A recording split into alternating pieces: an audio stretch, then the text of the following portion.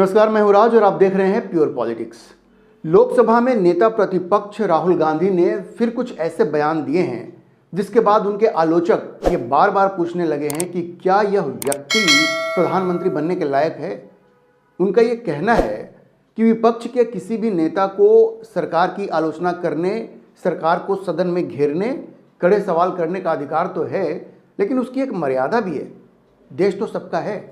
क्या भारत के किसी भी नेता को पॉलिटिकल स्कोर सेटल करने के लिए कोई भी ऐसी बात करनी चाहिए जिससे कि भारत की प्रतिष्ठा को चोट पहुंचे, वो भी ऐसी बात जिसका कोई सिर पैर नहीं है। राहुल गांधी पर आरोप है कि उन्होंने बिल्कुल ऐसा ही किया है। अब देखिए, राहुल गांधी के ऊपर आरोप है कि उन्होंने संसद में, लोकसभा में जानबूझकर ऐसा झूठ बोला जिससे विदेश में भारत की प्रतिष्ठा को नुकसान पहुंच सकता है। राहुल गांधी पर यह भी आरोप है कि उन्होंने संसद में भारत के आर्मी चीफ को गलत तरीके से कोट किया, जो बात आर्मी चीफ ने नहीं कही थी। राहुल गांधी ने वो बात उनके हवाले से कही। क्या आर्मी चीफ के बारे में कोई ऐसा कुछ कह सकता है? क्या ये देश की सुरक्षा के साथ खिलवाड़ नहीं है? क्या आप संसद में नेता प्रतिपक्ष से ऐसे आचरण की उम्मीद कर सकते हैं? लेकिन मोदी सरकार ने भी पलटवार किया है और मोदी सरकार के वरिष्ठ मंत्रियों ने राहुल गांधी को झूठा करार देते हुए ये कहा कि राहुल गांधी जो कर रहे हैं वो उस पद के गरिमा के लायक नहीं है जिस पद पर वो विराजमान है। मैं आपको विस्तार से बताऊंगा कि राहुल गांधी पर कौन कौन से झूठ बोलने के आरोप हैं और कैसे मोदी सरकार ने उनको बेनकाब किया है। दरअसल ये मौका था लोकसभा में राष्ट्रपति के अभिभाषण पर बहस का। कांग्रेस की तरफ से बोलते हुए राहुल गांधी ने सरकार को घेरने की कोशिश की, कई मुद्दों पर सरकार की आलोचना की, उसमें कोई दिक्कत नहीं है। सदन में विपक्ष को सरकार को घेरने का, आलोचना करने का पूरा अधिकार है। लेकिन घरेलू राजनीति में अपना पॉइंट बढ़ाने के लिए, पॉलिटिकल स्कोर सेटल करने के लिए अगर कोई देश को नीचा दिखाने की कोशिश करे तो इसे स्वीकार नहीं किया जा सकता, बिल्कुल नहीं किया जा सकता। और राहुल गांधी जाने अनजाने ऐसा कर गए। अब राहुल गांधी ने कहा कि प्रधानमंत्री नरेंद्र मोदी ने विदेश मंत्री डॉक्टर जयशंकर को 3 बार अमेरिका इसलिए भेजा ताकि मोदी को ट्रंप के शपथ ग्रहण समारोह में शामिल होने का न्योता मिल सके। सोचिए, इससे भी कोई बचकानी बात हो सकती है क्या? भारत के प्रधानमंत्री को, चाहे किसी भी पार्टी का प्रधानमंत्री हो, अमेरिका के राष्ट्रपति के शपथ में जाने की इतनी लालसा होगी कि इनविटेशन कार्ड लेने के लिए वो 3 बार अपने विदेश मंत्री को वहां भेजेगा। क्या राहुल गांधी भूल गए हैं कि भारत इस वक्त दुनिया की 5वीं सबसे बड़ी इकॉनमी है? 2026 तक यह 4थी सबसे बड़ी इकॉनमी बन जाएगी। इस वक्त भारत दुनिया का 4था सबसे बड़ा मिलिट्री पावर है। और ऐसे देश का प्रधानमंत्री, चाहे वो किसी भी पार्टी का हो, इनविटेशन कार्ड लेने के लिए वो 3 बार अपने विदेश मंत्री को भेजेगा। और ये भी मत भूलिए कि अमेरिका को अभी भारत की ज़रूरत ज़्यादा है, क्योंकि उसे चीन से मुकाबला करना है। और इस रीजन में चीन के खिलाफ खड़ा होने की हिम्मत भारत के अलावा किसी दूसरे देश में नहीं है। और भारत ने गलवान घाटी की झड़प में ये साबित किया था। ध्यान रखिए कि वियतनाम युद्ध के बाद पहली बार चीन के सैनिक किसी झड़प में मारे गए थे। भारतीय सैनिक भी शहीद हुए थे, लेकिन वियतनाम युद्ध के बाद पहली बार चीन के सैनिक किसी झड़प में मारे गए थे। वैसे चीन ने शायद 4 सैनिकों की शहादत को ही पब्लिकली स्वीकार किया था, लेकिन अगर ऑस्ट्रेलियाई और अमेरिकी मीडिया को माने तो 50 के लगभग चीनी सैनिक जो है वो मारे गए थे इस झड़प में। तो आप समझ लीजिए कि चीन से लड़ने का मादा अगर किसी में है तो वो भारत में है। इस क्षेत्र में अमेरिका को ये मालूम है। और राहुल गांधी के बचकाने की भी हद देखिए। मतलब ये आदमी क्या तर्क देता है, आप सुनकर दंग रह जाएंगे। राहुल गांधी ने कहा, when we talk to the United States, we would not send our foreign minister to invite our prime minister to his coronation, because if we had a production system and if we were working on these technologies, the American president would come here and invite the prime minister. मतलब कुछ समझ में नहीं आता वो क्या कह रहे हैं। राहुल गांधी का ये कहना है कि जब हम अमेरिका से बात करते हैं तो हम अपने विदेश मंत्री को वहाँ इसलिए नहीं भेजेंगे कि वो वहाँ पे जा कर के हमारे प्रधानमंत्री के लिए इनविटेशन कार्ड ले सकें, क्योंकि अगर हमारे पास प्रोडक्शन सिस्टम होता और हमारे पास वो टेक्नोलॉजीज होती तो अमेरिका का राष्ट्रपति यहाँ आता और खुद से प्रधानमंत्री को इनवाइट करता। मतलब कहाँ प्रोडक्शन सिस्टम, टेक्नोलॉजी, मतलब कुछ भी कह करके उनको निकल जाना है राहुल गांधी को, ये उनकी आदत बन गई है, क्योंकि उन्हें मालूम है कि भारत की राजनीति में झूठ बोलने की कोई सजा तो है नहीं। खैर, विदेश मंत्री जयशंकर ने राहुल गांधी के बयान पर कड़ी प्रतिक्रिया दी और कहा कि राहुल गांधी ने उनकी अमेरिका की यात्रा के बारे में जानबूझकर झूठ बोला है। साथ ही उन्होंने राहुल गांधी पर विदेश में भारत की छवि को नुकसान पहुंचाने का भी आरोप लगाया। जयशंकर ने कहा कि राहुल गांधी के झूठ का उद्देश्य राजनीतिक हो सकता है, लेकिन यह विदेश में देश को नुकसान पहुंचाता है। लेकिन राहुल गांधी को ये कौन समझाएगा?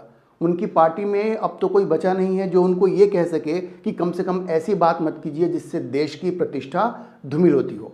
कांग्रेस के जितने भी नेता हैं, अध्यक्ष मल्लिकार्जुन खड़गे हों, जयराम रमेश से लेकर के केसी वेणुगोपाल, ये सब बस राहुल गांधी की हाँ में हाँ मिलाने में लगे रहते हैं।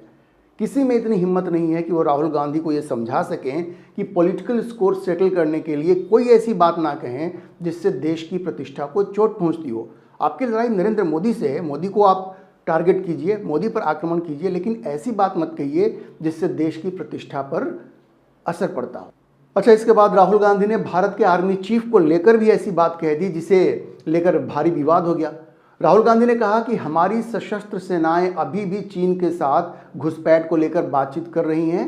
प्रधानमंत्री ने इसका खंडन किया है, लेकिन हमारे सेनाध्यक्ष ने कहा है कि चीनी हमारे क्षेत्र के अंदर हैं, मतलब इंडिया की टेरिटरी में अभी भी चीनी हैं। ये हमारे सेनाध्यक्ष ने कहा है, ये राहुल गांधी ने कह दिया संसद में।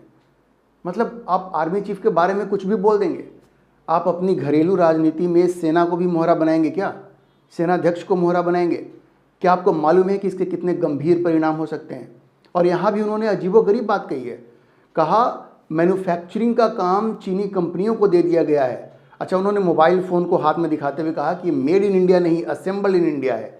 अब इसके अलावा उन्होंने कहा कि संघर्ष की स्थिति में देश चीन में निर्मित घटकों पर निर्भर रहेगा। ये जो असेंबल पार्ट्स हैं, बहुत सारे जो स्पेयर पार्ट्स हैं, आगे कह रहे हैं कि चीन भारत के अंदर बैठा है क्योंकि मेक इन इंडिया तो फेल हो गया। प्रधानमंत्री ने इस बात का खंडन किया है और सेना ने प्रधानमंत्री का खंडन किया है कि चीन हमारे इलाके के 4000 वर्ग किलोमीटर पर बैठा है। अब सोचिए, इस तरह से आर्मी चीफ का नाम लेकर के उनकी तरफ से ऐसी बात कहना जिसका कोई प्रमाण मौजूद नहीं है। हालांकि इस पर संसदीय कार्य मंत्री किरण रिजिजू ने तुरंत आपत्ति जताई और कहा कि यह गंभीर मामला है, ऐसी मनमानी बात आप नहीं बोल सकते हैं। अब जो खबर आई मीडिया में उसके मुताबिक रिजिजू स्पीकर के चैम्बर में भी गए और उन्होंने उनसे अनुरोध किया कि राहुल गांधी से अपने बयान के पक्ष में सबूत मांगे जाएं कि भाई आर्मी चीफ ने ऐसा कब कहा। अब देखिए, दुर्भाग्य यह है कि राहुल गांधी की ये आदत बन चुकी है, कुछ भी कहो और कह के निकल जाओ। गलत बयानी की वजह से उन्हें सुप्रीम कोर्ट में माफ़ी भी मांगनी पड़ी है। राफेल वाले मामले में उन्होंने माफ़ी मांगी थी सुप्रीम कोर्ट में, जब उन्होंने सुप्रीम कोर्ट को गलत तरीके से कोर्ट किया था। लेकिन लगता है कि अभी भी वो उसी रास्ते पर चल रहे हैं, जो मन में आया बोल जाओ, बाद में देखा जाएगा, माफ़ी मांगनी होगी मांग लेंगे। अब देखिए, राहुल गांधी के इस बयान पर रक्षा मंत्री राजनाथ सिंह की भी कड़ी प्रतिक्रिया आई है। राजनाथ सिंह को भी ये कहना पड़ा कि राहुल गांधी झूठ बोल रहे हैं। मतलब मोदी सरकार के 2 मंत्री राहुल गांधी को बता रहे हैं कि भाई आप झूठ बोल रहे हैं, झूठ बोलना बंद कीजिए। राजनाथ सिंह ने कहा कि राहुल गांधी संसद में अपने भाषण में भारत चीन सीमा पर स्थिति पर सेना प्रमुख के बयान के बारे में झूठे आरोप लगाए। सेना प्रमुख की टिप्पणी में केवल दोनों पक्षों द्वारा पारंपरिक गश्त में व्यवधान का उल्लेख था और सरकार ने संसद में ये विवरण साझा किए हैं, ये कहना था राजनाथ सिंह का। दरअसल जो एनुअल आर्मी डे होता है, हर साल जो होता है, उसके पहले आर्मी चीफ एक प्रेस कॉन्फ्रेंस करते हैं और इस बार भी जो प्रेस कॉन्फ्रेंस हुआ था उसमें उनसे पूछा गया था चीन से जो हुए विवाद के बारे में, जो स्टेलमेट था, और अभी जा करके जो दोनों सेनाएं जो पीछे हटी उसके बारे में उनसे पूछा गया था। उन्होंने कहा कि सब कुछ सुलझ गया है, लेकिन अभी भी कुछ ऐसे इशूज हैं जहाँ पे जो चरवाहे हैं वो चराने जाते हैं वहाँ पे, तो उसको लेकर के दोनों हमने अपने आर्मी कमांडर्स को कहा है कि वो अपने लोकल लेवल पे आप जाकर के आप बात करो और उसको सेटल करो। वो क्या होता है कि जब दोनों तरफ से गश्त होती है और जो चरवाहे होते हैं चराने के लिए जब वो जाते हैं तो वहाँ पे कुछ टसल होती है, लेकिन वो आप ये नहीं कह सकते कि चीन की सेना आकर के भारत के ज़मीन पर बैठी हुई है, ऐसा कुछ नहीं है।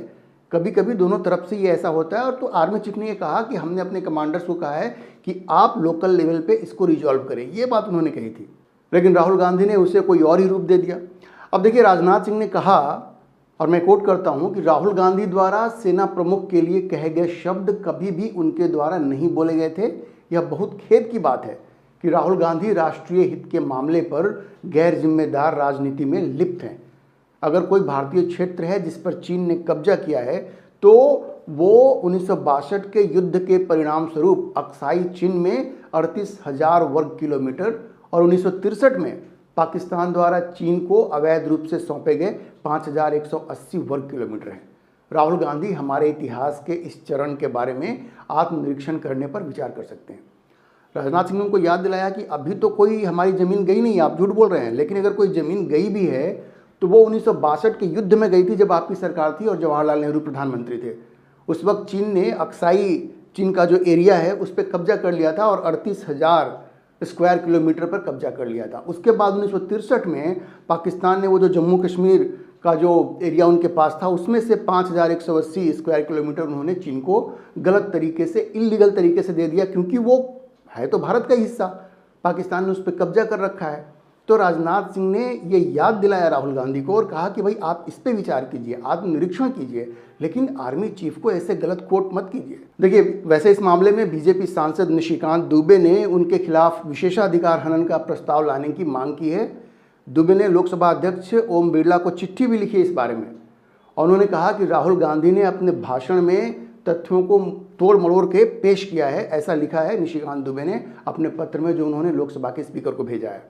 अब निशिकांत दुबे ने कहा कि राहुल गांधी ने न केवल बेशर्मी से अपने भाषण में ऐतिहासिक और वास्तविक तथ्यों को तोड़ा मरोड़ा, बल्कि हमारे देश का उपहास करने और हमारे गणराज्य की प्रतिष्ठा को कम करने का भी प्रयास किया।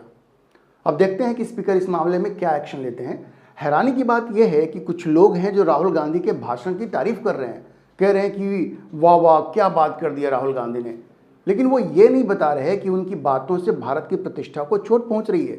एक बार उन्होंने ऐसे ही कह दिया था कि भारत के सैनिकों को चीन के सैनिकों ने पीटा है और एक तरह से मजाक ही उड़ा था उस वक्त।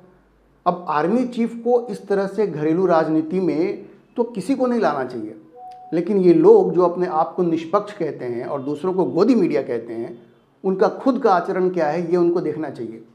मोदी विरोध में ये इतने पागल हो चुके हैं, 3 बार की लगातार पराजय से ये इतने कुंठित हो गए हैं कि ये अब किसी भी लक्ष्मण रेखा को मानने के लिए तैयार नहीं है। लेकिन ऐसा करके ये लोग खुद को एक्सपोज ही कर रहे हैं। खैर, प्रधानमंत्री मोदी ने अपने जवाब में राहुल गांधी की भी खूब क्लास लगाई और इशारों इशारों में उन्हें अर्बन नक्सल भी कह दिया। राहुल गांधी का बिना नाम लिए मोदी ने कहा कि आजकल कुछ लोग अर्बन नक्सल की भाषा बोलते हैं, खुलेआम बोल रहे हैं। ये अर्बन नक्सल की भाषा बोलने वाले, इंडियन स्टेट के खिलाफ लड़ाई की घोषणा करने वाले न संविधान को समझ सकते हैं और न देश की एकता को समझ सकते हैं। ये नरेंद्र मोदी ने कहा संसद में।